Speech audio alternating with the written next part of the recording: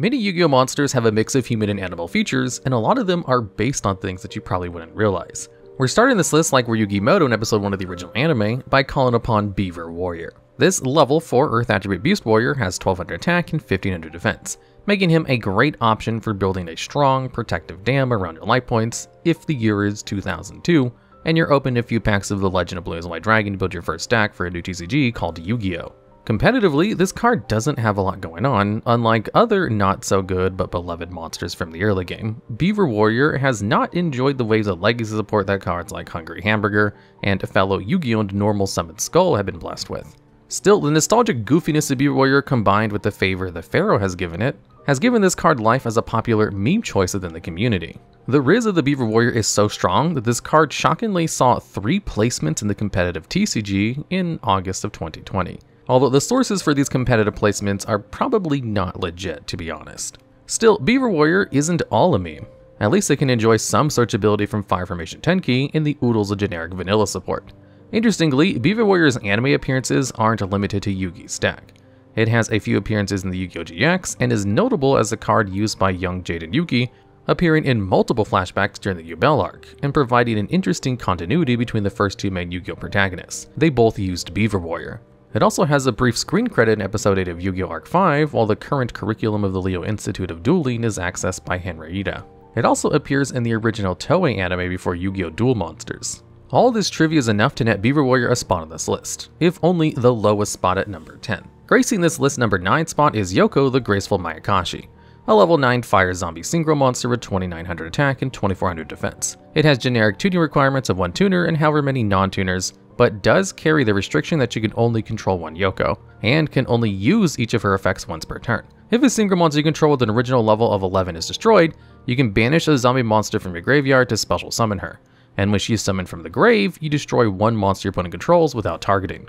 Yoko is the single evolution of Daki the Graceful Mayakashi, the level 2 fire zombie tuner that ignites the Mayakashi's main combo. Like Yoko, you can only control 1 Daki, and when a Mayakashi monster is summoned from the extra deck while Daki's in the graveyard, she can join the Mayakashi on the field.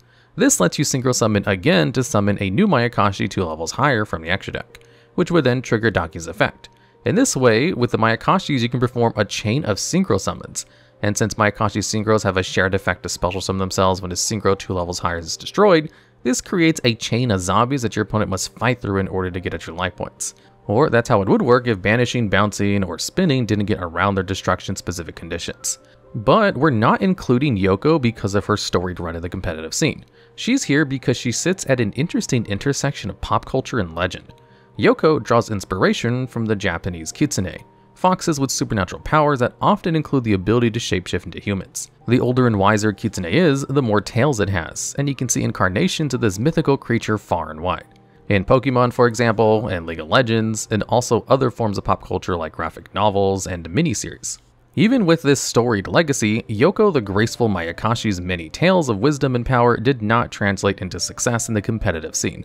But in Duel Links, Yoko was the cover monster for the Flames of the Heart mini-box. And, well, that's about it. Flames of the Heart released in May 27, 2020, and Yoko was instantly overshadowed by the Mayakashi's zombie-slaying rivals, the Shiranui, who were totally cracked in Duel Links. And at number 8 on this list, we have Lunalight Cat Dancer. This level 7 Dark Beast Warrior fusion, released midway through 2016, is completely battle immune and burns your opponent for 100 life points on attack declaration. On top of that, the requirements to fuse into Lunalight Cat Dancer are 2 generic Lunalight monsters, which makes it very easy to call to the field, especially with the help of Lunalight Emerald Bird, which can discard 1 Lunalight to draw 1 card, and Lunalight Yellow Martin, which searches Lunalight Fusion on being sent to the graveyard by a card effect, and can summon itself from the graveyard by returning a Lunalight monster to the hand. And if that's where Cat Dancer's utility ended, she'd still be a pretty decent card. 2400 attack and 2000 defense is respectable, and battle immunity will force your opponent to burn through resources to get rid of her. That's all cool, but we haven't gotten to the coolest part of Lunalight Cat Dancer. Once per turn, you contribute another Lunalight monster to confer the Shadow over battle immunity to all of your opponent's monsters, meaning the first time they would be destroyed by battle, they'll stick around. It seems this would be good for your opponent, but when Cat Dancer activates this effect, she also gains the ability to attack every monster your opponent controls twice each, making her very capable of landing a surprise victory over an unprepared opponent. Before getting into the damage inflicted by any battle, this gives Lunalight Cat Dancer the potential to inflict 1200 points of direct burn damage to your opponent with the full board. And another Lunalight monster makes her even more dangerous. When Crimson Fox is sent to the graveyard by a card effect, you can target an opponent's monster and reduce its attack to 0. This means that using Crimson Fox as a fusion material for Lunalight Cat Dancer, or treating it as cost to activate her effect, can open up your opponent to 4,800 points of battle damage.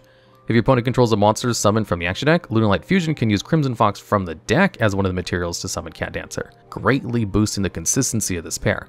Lunalight Cat Dancer's multi-target, multi-attack embodies the fantasy of her card art. She dances all over an opponent's field, rendered vulnerable by the moonlight magic of Crimson Fox. In the Yu-Gi-Oh! Arc 5 anime, the Lunalight archetype was used by Selena, a girl from the Fusion dimension who often relied on Lunalight Cat Dancer as one of her earliest appearing ace monsters. In the competitive TCG, Lunalight Cat Dancer saw a handful of experimentation placements timed around its debut, but notably took first in the common charity format YCS Pasadena 2022. But in Duel Links, this card went crazy. With a reduced life point count to 4,000, Lunalight Cat Dancer was easily capable of pulling a cheeky OTK, and paired well with target immune Lunalight Saber Dancer, another Lunalight fusion capable of answering decks prepared for Cat Dancer's battle immunity. Lunalights were, and still are, actually so good in Duel Links that not only was Lunalight Crimson Fox saddled with a devastating semi-limited designation, but it also took Neos Fusion and Elemental Hero Brave Neos onto the ban list as well. Being able to fuse Crimson Fox from the deck for so many good cards was simply too good, and released from restrictions would still see a lot of play. Cleaning out the competition to arrive at a tidy number 7 placement, please give us the nice Dragonmaid welcome to Housemaid Dragonmaid, and her more lizardly form, Dragonmaid Sheou. The Dragonmaids are an archetype of shape-shifting dragons who perform various domestic tasks. Dragons who are maids. Each one has a humanoid form that performs a different task in keeping your Yu-Gi-Oh! Strategy clean and functioning. Kitchen Dragonmaid keeps things competitively cooking by fetching a Dragonmaid monster from the deck at the cost of then discarding one to the graveyard. While Parlor Dragonmaid makes sure everything is ready for your opponent when she sends any Dragonmaid card from the deck to the grave on summon. Because the Dragonmaids are resourceful and don't callously throw things away, many of their cards have useful graveyard effects including all of their monsters, and some key spells and traps.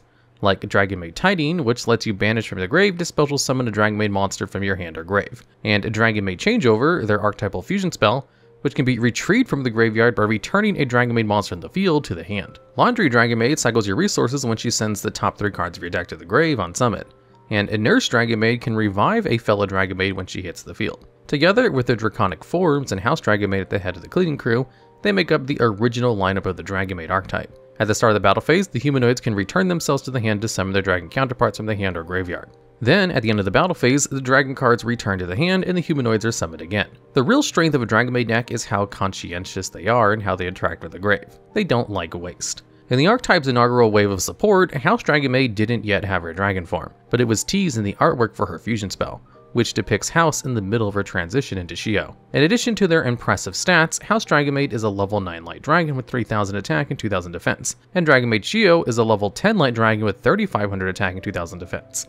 Both forms of House have strong defensive utility to protect their staff. During the standby phase, House Dragonmaid can target another maid on the field to special summon a maid with 1 level higher or lower than the target from your hand or grave. And this effect applies during your opponent's standby phase too, allowing you to diligently continue setting up your field and hand outside of your turn. In addition to calling her maids to the field, House also has an effect when they return to the hand. She can target and destroy one of your opponent's monsters, and there's no limit here. She can use this effect as many times as the condition for the activations are met. Since the main deck Dragonmaids can shift into their dragon forms by returning to the hand during the battle phase, it's easily possible to implement the disruption multiple times in a single turn. And that's her as mostly human. What about Sheou? Well, Sheou gets an Omni Negate. Unfortunately, once she uses that Omni Negate, she returns to the extra deck, but can then special summon her human form self out of the extra deck in her place. And that's her reactive effect. As a passive, during each of your standby phases, Sheou allows you to special summon any level 9 or lower Dragonmaid monster from your hand or grave. Despite their many synergies and later support, the Dragonmaids never really flourished in the blazingly fast TCG. In the OCG format, however, where the place is a little more even and friendly to control decks, the Dragonmaids did better. In Master Duel, they're a fun free-to-play option, especially for starting players who can access everything they need with 3 purchases of the Dragonmaid structure deck. Even though they didn't impact the TCG much, Dragonmaids are well liked by Yu-Gi-Oh fans, and like Yoko, the Graceful Mayakashi, take inspiration from pop culture beyond Yu-Gi-Oh! The entire Dragonmaid archetype is a reference to a manga and later anime called Miss Kobayashi's Dragonmaid. The author even expressed excitement at the chance to create a deck of Dragonmaids, so that's pretty cool. And at number 6, we have this level 6 Fire Beast Warrior, Vulcan the Divine. He's got 2000 attack, 600 defense, and his effect that activates when it's synchro summoned, where you can target a face-up card you control and one your opponent controls and bounce both of them to the hand.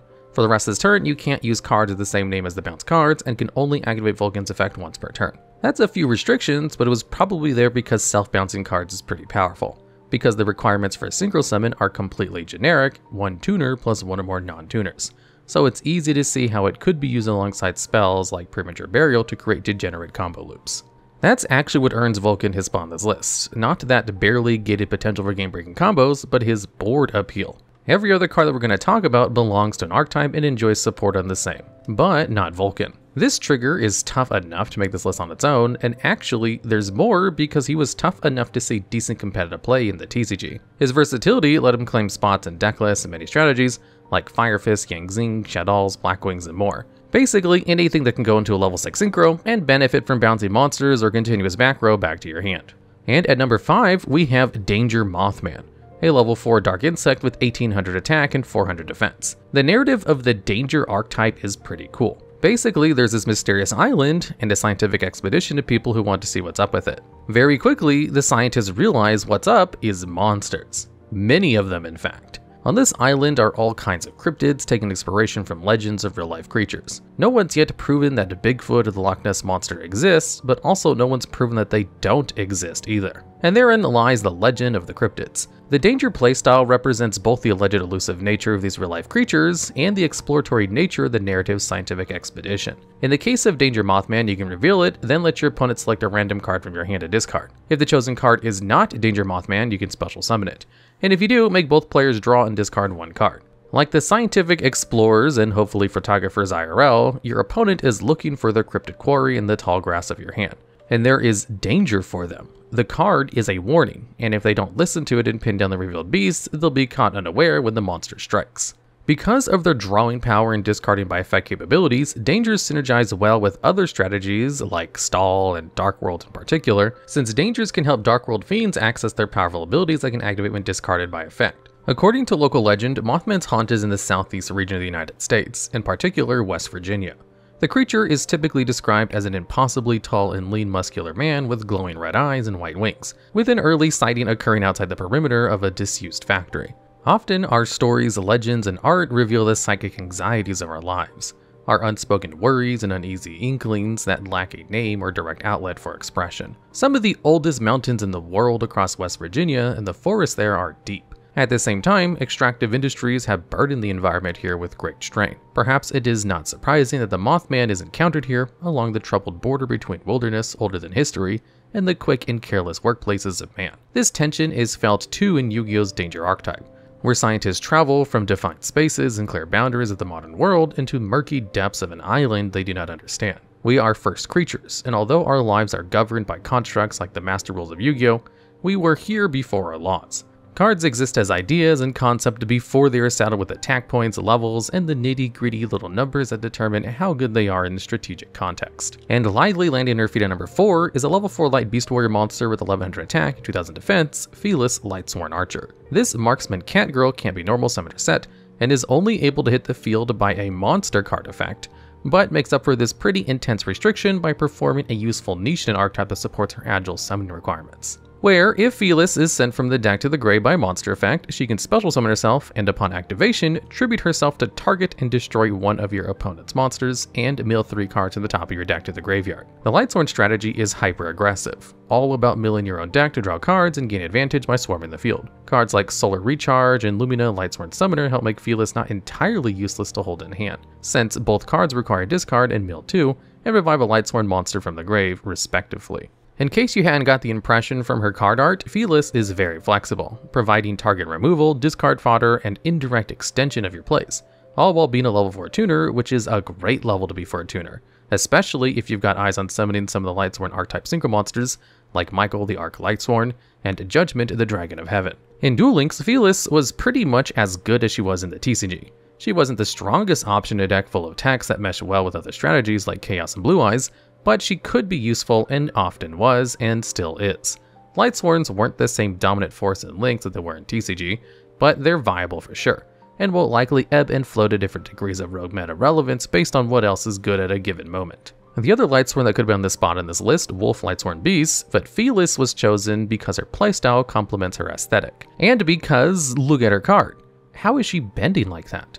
That's back-cracking posture. But her pose can actually be explained. Cats have a special ability called reflex riding, where their sensitive ears activate in response to incoming fall damage, innately instructing the cat's muscles on which way is up, which way is down, and how not to get hurt. Cats turn their head and negate the attack of falling by following up this head turn with a twist of their incredibly strong and flexible spines to get themselves right. This is where the saying about cats always under their feet comes from. Now, was this the intention of the artist when they originally drew Felis in this mind-breaking pose? We may never know, but probably not. Anyway, cats are really good at landing on their feet, so it's fitting that Felis, when she's milled from the deck, lands on the field. And at number 3, we have Beat Bladesman for hire. This level 3 warrior only has 1200 attack and 500 defense, so it's a good thing he's not alone. He's bringing his whole guild of critter adventurers with him. Every low level for hire has the shared effect that they can special summon another for hire from the hand. When one of their comrades is special summoned, the effects of the low level for hire monster already in the field go off. Beat is a great use of a for hire player's normal summoned because its effect is to search a for hire monster from the deck, guaranteeing that you can keep on flooding the field with an army of adventure animals, which can be used to go into the for hire boss monsters, like Raphael, champion for hire, and Dinah, hero for hire, or linked off as materials for the generic bosses like Axis Kotaker and Underworld Goddess of the Closed World. This was already mentioned, but for a time, for hires broke dual links. They had OTK Swarm potential, repeatable spell and trap negates, options for target destruction, and plentiful recursion during an era of the game when any one of these things could have made for a good deck. And Beat was the start of it all. Wiz, Sage for hire, Dampa Marksman for hire, and Dinah all got hit by the Duel Links ban list, but Beat's Blade took this free-to-play deck to tier 0 status. The concept of for hires, a guild of animals going on adventures, also occupies distinct pockets of pop culture. Probably familiar to anyone who read Brian Jecky's classic Redwall series as a kid, or Watership Down, or played the Mystery Dungeon series of Pokemon. They're a classic, and for that, and for how good Beat individually is, the for hires are claiming the reward at number 3 on this list. Reigning from a high spot number 2 is Saffira, Queen of Dragons, a level 6 light dragon with 2500 attack and 2400 defense. This ritual monster can be summoned with the spell Hymn of Light, which has the nice bonus effect of protecting a ritual monster from destruction once by banishing it from the grave. Saffira herself is not just the Queen of Dragons, but also the Queen of Effects, and she's got a few to choose from. During the end phase, if she was ritual summoned that turn, or if a light monster was sent to the graveyard from hand or deck, Saffira can activate one of its 3 effects. First, she can draw 2 cards and discard 1. If you prefer something a little bit more disruptive, her second option is to pick a random card to discard from your opponent's hand. Finally, if neither of those behoove your strategy in a significant way, you can opt to add a light monster in your graveyard to your hand. Whoa. These are all pretty good effects. Are they enough to make up for being a ritual monster though? Well, kind of. Saffira has seen some competitive play. Being level 6, she can be searched with Preparation of Rites, and being specifically a light level 6 help her play with Cyber Angel decks. Cyber Angel Ben10 can pull and search Attributed for a tribute summon, and Cyber Angel Ida10 can boost the attack with Ritual Monster by 1000 if you tribute her instead. Since both these effects are level 6 light attribute monsters, Sprite's Blessing can be a versatile tool for summoning either of them and Saffira. The Star Seraph engine could provide this light ritual strategy with drawing power and tribute fodder, and this setup even saw a smattering of competitive placements in the TCG. That was in 2016 too, so these placements aren't solely because of an early game limited card pool. Saffira was a ritual dragon without a proper archetype, and she still managed to see competitive play, and that's pretty cool. Cool enough actually that Konami agrees and recently created a retrain of Saffira and fellow ritual monsters Skull Guardian and Suravis the Ancient and Ascended. So cool in fact that the number 2 spot on this list goes to her. Mirror, mirror on the wall, who gets number 1 spot of them all? The answer is Fairy Tale Snow. This level 4 light attribute monster with 1850 attack and 1000 defense is notably not a beast, but a spellcaster. Her design is inspired by Snow White circa 1937 Snow White and the Seven Dwarfs, which was the first English animated feature film to be produced in color. Number 1's all around for this spot. Her name is a pun combining fairy tales and animal tales, so that's fun. But while being fun might be enough to land a spot on this list, why are we giving Snow the number 1 spot on this list? Well, she's really, really good. So good that she's been banned since 2019. She took a brief vacation to limit 1 designation for a chunk of 2022, but was rebanned in October of that year. She has 2 effects, with 1 activating on summon and 1 quick effect that can activate from the grave. When she hits the field, she can flip one of your opponent's monsters face down, and when she's in the grave, she can banish 7 cards from the hand, field, or graveyard to special summon herself, which triggers her first effect. This makes Snow fantastic for disruption, both by flipping your monsters and for chain blocking. A skilled duelist can activate Snow from the grave in order to disrupt your opponent's plays.